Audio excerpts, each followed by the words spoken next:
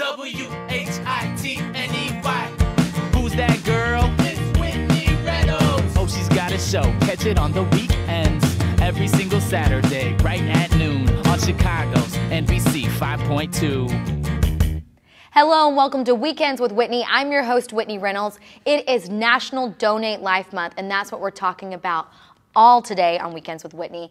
We met up with the Secretary of State to see what his take was on it. Let's take a look.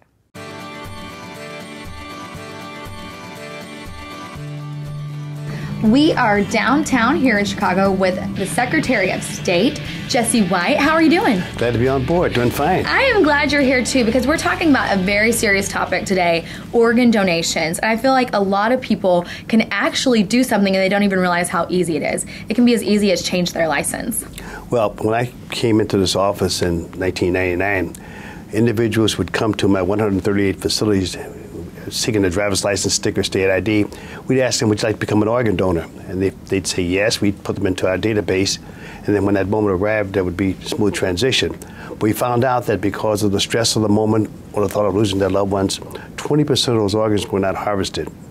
And so we went to a new order of business called first person consent, which means that if you sign up, become a part of our program, we will not have to communicate with your next of kin. Wow, that's really nice, because you're in the heat of the moment. I can only imagine you just find out your loved one's has died, and then having to make some kind of decision. I like that. So when did that take place? 2006. Wow. Okay, so that's still fairly recent, and it's something so easy that I think a lot of us don't think about. I know today on my way up here, we were looking at my license, and I thought I was in Texas. I was in Oregon, but you actually have to check it off. Yes, you have to let us know that you want to become a part of this meaningful program. Here in Illinois, we have 5,000 people on the waiting list as we speak, and each year about 300 people die because organs have not arrived in a timely manner. We ask that when you're alive and well, give blood. When you're no longer here, give organs. And when you've done those two things, you will have made a positive impact on society, considering the fact that one person can provide life or improve the quality of life for 25 individuals. Where did your passion for this come from? Well, my brother was a pharmacist at the Lakeside VA Hospital when I was a lawmaker, and he wasn't feeling well. And so my mother insisted on us taking him to the doctor's office, and as it turned out, he was suffering from an aneurysm. They put him on life support, and the same night he passed away. And while he was on life support, a member from the Regional Organ Bank of Illinois, which is now Gift of Hope, asked if by chance he happens to pass away, can we use his organs for transplantation purposes? I said, no, don't bother him, don't bother us, leave us alone. I was unaware of the program at the time. 2 days later, we buried him, and then 2 years later, my sister became ill and was in dire need of a kidney. There was not a match within the family. And as a result, so she put her name on the organ and tissue donor list. And as a result of someone else's generosity, she received a second chance in life. And then my eyes were wide open. Yeah. I was up to speed on the importance of organ and tissue donation. And then when I became the Secretary of State, I came to his office knowing full well the importance of giving someone else a second chance in life or helping to improve their quality of life. I love that. It is so interesting how when you can actually put a face with someone that needs it. Like I was talking with my girlfriends this week, and her boyfriend actually only has one kidney, but we were talking about what would happen if, the other one started failing. And when I immediately thought of a face to put with it, I would go get tested in a heartbeat. Sure. But something as easy as checking off your license is something that when we pass away, we're not really going to know what happens anyways, so it's really easy for our organs to be donated. How many lives are saved? 25 individuals can be the beneficiary of one individual's generosity. Many times we think of a hero as being someone who's helped to extricate someone from an automobile crash, save someone from drowning, rescue someone from a fire. Those are heroes, but when I think in terms of a young man who was on my tumbling team, who was shot and killed coming out of a theater, and as a result of that tragic situation, 6 individuals got a second chance in life. We honored a teacher at New Lenox, Illinois. Mm-hmm. She gave her student her kidney. We honored a doctor at the Loyola Medical Center. She gave her patient her kidney, and then a good friend of mine passed away, and as a result of a passing, 9 of organs were used for transplantation purposes, and one gentleman received the corners of eye, so now he can see. So we have a lot of heroes out there. There are tons. So tell us the process. I know for me, My license is still good. It hasn't expired. I mean, one of the things that whenever I think of anything license, I dread the DMV. I'm just like, no, don't go. But how can we do it online? You can do it online. You can www.lifegoeson.com. Lifegoeson.com. Or you can use the telephone, 1-800-210-2106. Now, do they issue a new, how does that go? So you like go online, you say, I want to become an organ donor. Do they just send a new license out? No. What happens is that information is put into our database. So when you're on life support, the Life Goes On community or organization will monitor the hospitals, and then they will step in and have those organs transported to where they need to be. That is wonderful. So it's really easy to save a life. We see it all the time. So much to be proud of. Thank you so much. And speaking of commercials, you actually just released the new commercial for organ donation. Yes. Thank you so much for coming on today. Glad to be on board.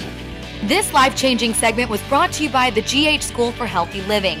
Post-surgery lifestyle, exercise, and nutrition can have a major impact on quality of life, longevity, and even mortality. The GH School of Healthy Living joins Weekends with Whitney in thanking Secretary of State Jesse White for making a major impact for organ donation nationwide. I am serving as a GH Kidney Transplant Challenge Ambassador this spring, so stay tuned to weekendswithwhitney.com and ghfitness.com for more details.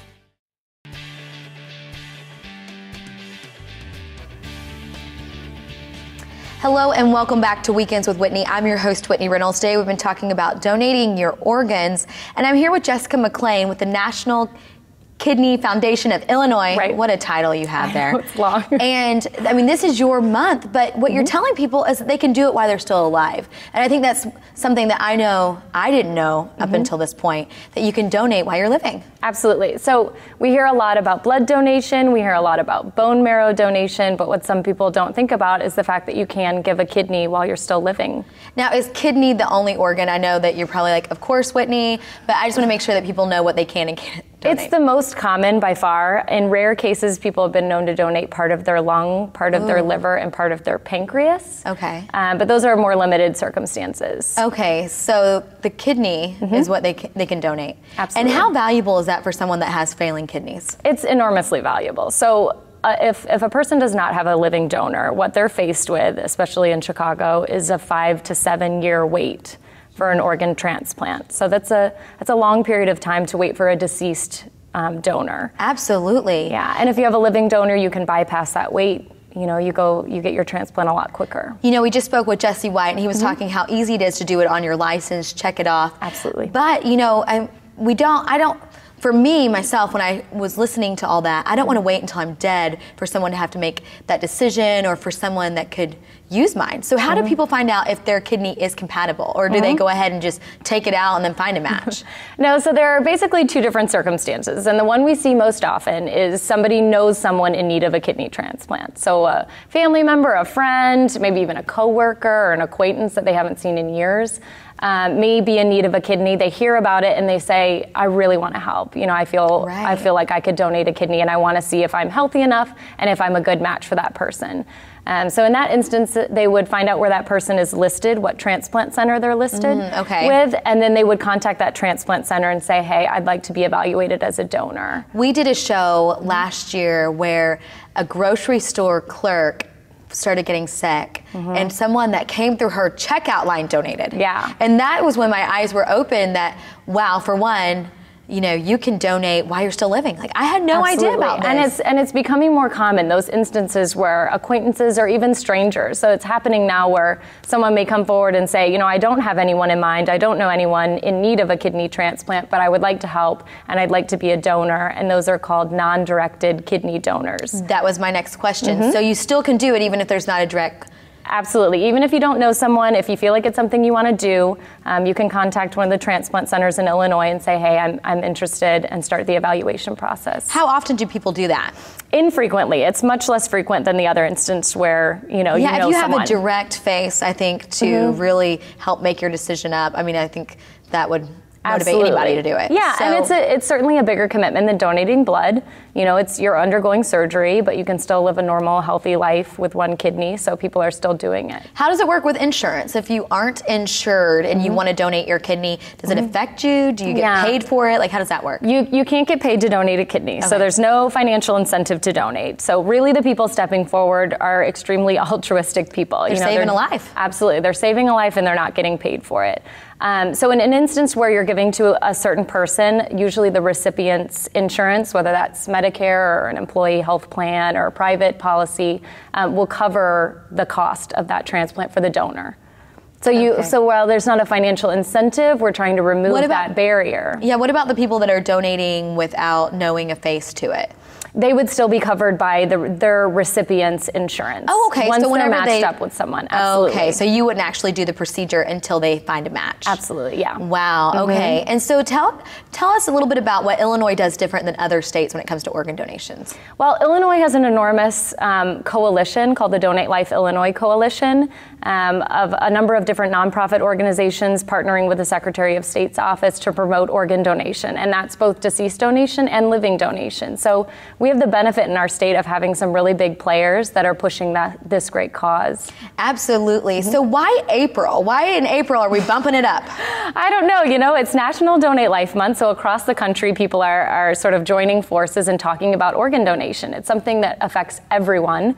You know, living donation obviously may affect only a couple of people that are donating to a loved one, but signing up to be an organ and tissue donor is something that every person over the age of 18 can do. So I love that. And what's your favorite story after working with this organization and with the state? What's your favorite story? Oh gosh, I've heard so many stories. My most recent favorite story was of a young guy in Chicago who donated altruistically. So he was a non-directed kidney donor. He felt like he wanted to get involved and do something great for someone else, and so he actually donated to a child at Children's Memorial Hospital. Yeah, and they met recently, and the child's like 13, very young, just got his new kidney and feels great. So I'm so excited. So they're new friends. That is wonderful. I love stories like that. That would motivate anybody. Yeah. Thank you so much for coming on. Yeah, guys, coming up next, you might know him from playing on the football field, but he is speaking out about organ donations. We'll be right back. This life-changing segment is brought to you by My Dream Bag and Carriella handbags. When it comes to designer handbags, I look to Carriella. From Italian leather to rock star designs, Carriella never fails to set a new bar with each collection. My Dream Bag also helps give the gift of life. A portion of proceeds from an upcoming design will go to benefit Weekends with Whitney's official charity, Project Hugs, and helping the uninsured get surgery. Look for one of these stunning handbags on my arm this spring and visit www.mydreambagboutique.com to design your own.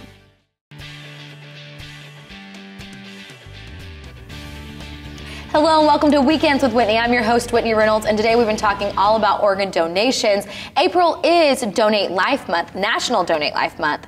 And our next guest you might recognize from the football field, or you might know him from playing for the Bears, which is so fun to say. But John Tate is here today because he has a cause that he's speaking out about. John, welcome to the show. Thanks for having me on. So first of all, we're going to get to what you're doing now, but I want to talk about your transition off the football field. When did you play for the Bears? I played for the Bears from 2004 season to 2008. Ooh, good times. Yeah, it was good. We went to the Super Bowl and, didn't have the outcome that we wanted, but, we won a lot of games and, yeah, it was a lot of fun playing for the Chicago Bears. Yeah, we're not in football season right now, but I can't help but think about the last 2 seasons that I've been here in Chicago. Whew, do you think we're ever going to pull out another Super Bowl? I think they will. I think they're going to have a really good team this year. They've made some changes, and I'm excited to watch them play. I know. I bet you are. I'm sure you love to weigh in and what's going on. And do you ever feel like you still belong on that field? No, I really don't. My time is come and gone, so it's time for me now to watch and enjoy the other guys. Do a good job. I love that. So what are you doing with your time now? Well, after I retired after the 08 season, I went back to school. So I'm currently a student at Columbia College here in Chicago, and I graduate in May with a degree in film and video. That is awesome. What made you want to do film and video? Well, I've always been interested in documentaries. So that was something that while I was still playing, I kind of thought about a little bit, planning for the next step. And after I retired, I jumped at the chance to go back to school. I think that's awesome. I feel like so many times when you're in a certain situation, you don't always think outside the box, like what happens after the situation's done or whatnot, but you were always kind of geared towards, I love film, I love video. Yeah, so I don't know, I love to be creative, and I'm kind of a gadget guy, so I've always loved computers and cameras and things like that. And the biggest thing for me is being able to tell a story visually. Absolutely. Through that medium, so that's what I like. Do you ever have fun connecting some of your old game films together? Do you ever do that? No, I haven't. Voice really over your own commentary. There goes John Tate. That's a great idea, though. I think I might try that. I would love it. Whenever you do that one, we'll have you back on to talk about your football. Sounds good. But you actually are making a short film right now. Yeah, well, it's already done. It was for a class that documentary projects class at school, and yeah, I did it about kidney donation. Why kidney donation? I was just always interested in why somebody would want to give a kidney to someone else, and I was able to hook up some people here in Chicago, namely Harvey Meisel, who works for Living Kidney Donor Network here in the city. And he was able to set me up with a family who lives in Boston, and the Skinners, and Ann Skinner, she was looking for a kidney, and they turned to social media to find a donor. They turn to social media. That's one thing about social media and just about having a platform that you can reach out to millions. I think that's so great. And so that's what they did to find a donor. Yeah, definitely. So the big thing about when people need a kidney, you can't just go out and ask someone, will you donate to me? Because it's just not fair. You know, people feel uncomfortable and it's a lot of pressure. Oh, you can't do that. Well, they just advise that you not do that. So okay, I'm glad I've never been in need of a kidney, because that's exactly what I'd be doing. Watch out, Weekends with Whitney. I'd be using, I'm just... So people, what they ask people to do is just to share your story. And if you tell your story about who you are and what you need and what's going on, someone will hear that story and hopefully they'll respond. I love that. Well, we want to take a look at a little clip of your documentary right now. Let's take a look. Okay, so just to be clear, are you going to be taking the left kidney or the right kidney? So we're going to take a left kidney. You are going to? Yes, sir. And that one was the 53%? No, left kidney is 47%. Oh, okay. But we take a smaller one. But your remaining kidney, so right kidney will grow somewhat. Okay. So eventually your kidney function recovers to around 75% to 80%. Okay. So this is a rib cage. Okay. It's here. Okay. This is navel. Yeah. Okay. And we make a small incision, like a C-section. Because we have to take kidney out, right? Right. It's a little bit difficult because you meet people that are very supportive of you, and then you'll meet people that are just like, are you insane? You know, people will say, you know, like, I'm donating a kidney, and then they'll say, what? And then they'll say, why? And then they'll say, who's Ann? You know, like who is she? Is Ann's life more important than mine? No, but it's kind of like no and yes. Like, life is important, and I feel like if I can affect a change in her life, I think it's going to benefit mine. Wow, that just makes me want to watch the whole thing. How long did it take you to do that? It was about over the course of a month, so it was back in Boston, so I had to travel back and forth. A course of a month, and you whipped that out. That's incredible. Yeah, it's fun. It's one of the first documentaries I've made, so hopefully I'll be making more soon. You have a bright future ahead, I'm sure. You know, what's really neat is to see you in this transition, like from the field now to doing what you really love to do as well. I think that's great. One thing here at Weekends with Whitney, and I know my viewers at home are probably like, we've heard this a million times, but I want to use our platform to make a difference. And I feel like so many people don't use what they've been given to really speak out about issues. So today's show really means a lot to me. Donate Life Month. I hope people are going to be really proactive with this. Guys, coming up next, he mentioned Harvey Meisel. He was a past guest that we had on the show. Well, Harvey is in need of a kidney again. We're going to hear his story coming up after this break.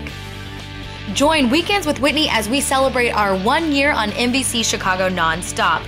Watch as we celebrate on April 21st and the 22nd, 1 full year of all the Whitney action. Make sure to tune in. For more information, go to the Weekends with Whitney Facebook page.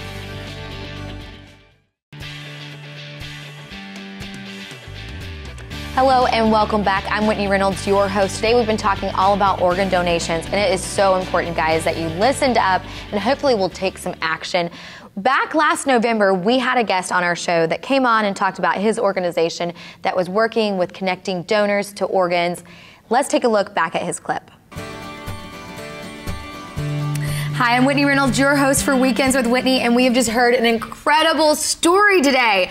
I'm joined by Harvey Marcel, who's going to just keep this going. I mean, there's so much going on this show. It's literally knocked me off my socks. Yeah, it's an amazing story. Isn't it? I know. So tell me a little bit about yourself. You also, that you're not a part of the story that we just talked about, but you are in a way, because you also have a donated organ.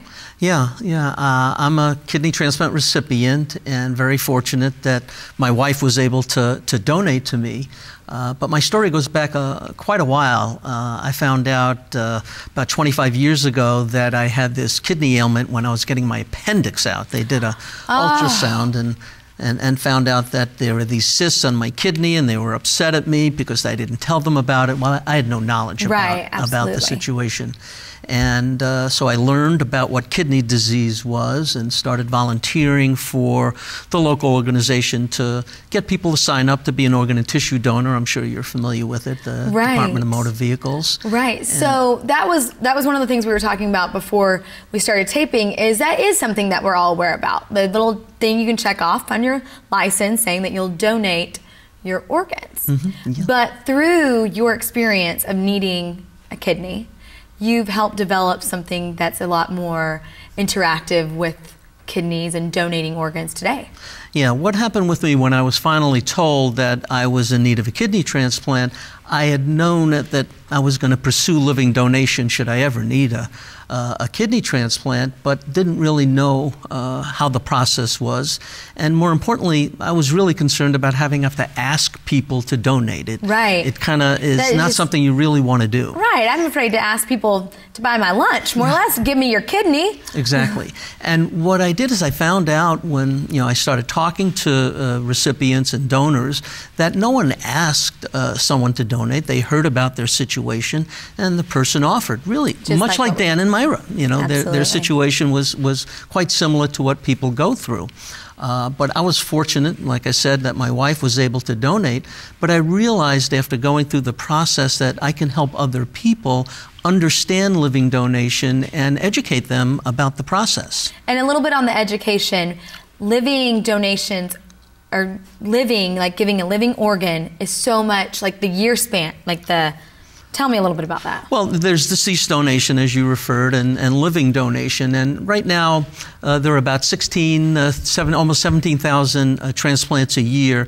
10,000 come from deceased donors, and 6,000 come from living donors. But the living donors last so much longer? It's much more desirable to have an organ from a living donor. There are many benefits. The most obvious is that an organ from a living donor lasts about twice as long as one from a deceased donor. Wow. And you actually started a non-for-profit to spread awareness on this. Tell us about that. Yeah, the nonprofit, it's called the Living Kidney Donors Network.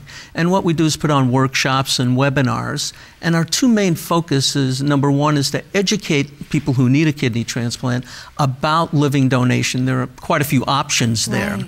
But probably more importantly is how do they communicate their need to family members and friends. And so you kind of break all that down. We do. We work on how they can tell the individuals about their situation. And basically one of the things we do is say you don't need to ask anyone, just tell your story. Right. And so we help them. Just like we did today. Yep.